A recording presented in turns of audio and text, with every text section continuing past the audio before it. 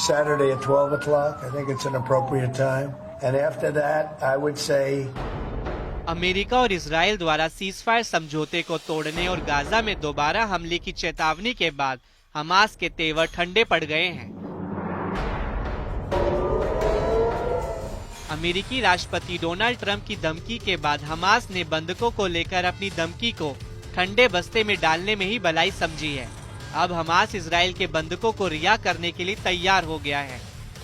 दरअसल अमेरिकी राष्ट्रपति डोनाल्ड ट्रंप ने कहा था कि हमास को शनिवार दोपहर तक बंधक बनाए गए सभी लोगों को रिहा कर देना चाहिए। अगर फिलिस्तीनी ग्रुप ऐसा नहीं करता है तो वे इजराइल हमास युद्ध विराम को रद्द करने का प्रस्ताव रखेंगे, जिसके बाद अब हमास ने गुरुवार को योजना के अनुसार इजरायली बंधकों को रिहा करने की घोषणा की है।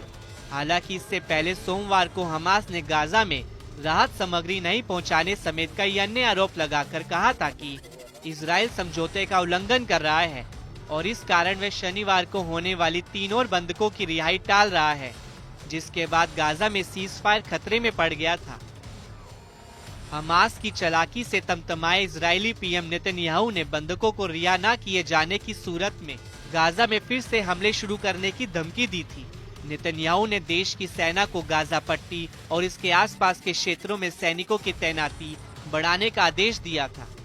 वहीं अमेरिका के राष्ट्रपति डोनाल्ड ट्रंप ने भी हमास को बड़ी चेतावनी दी थी।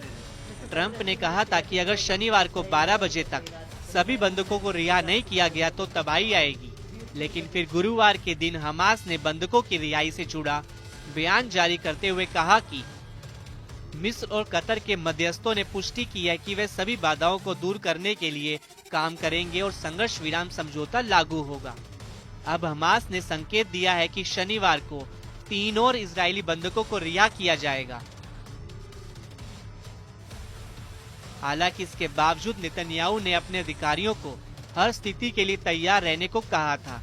हमास द्वारा बंधकों को योजना के अनुसार रिहा करने की बात मानने पर इजराइल ने अब तक कोई बयान नहीं दिया है। इजराइल और हमास के बीच करीब 15 महीनों तक जंग जारी रहने के बाद सीजफायर समझौता हुआ है। समझौते के तहत पहले चरण में 33 बंधक रिहा होने हैं। हमास अब तक 21 बंधकों को रिहा कर चुका है।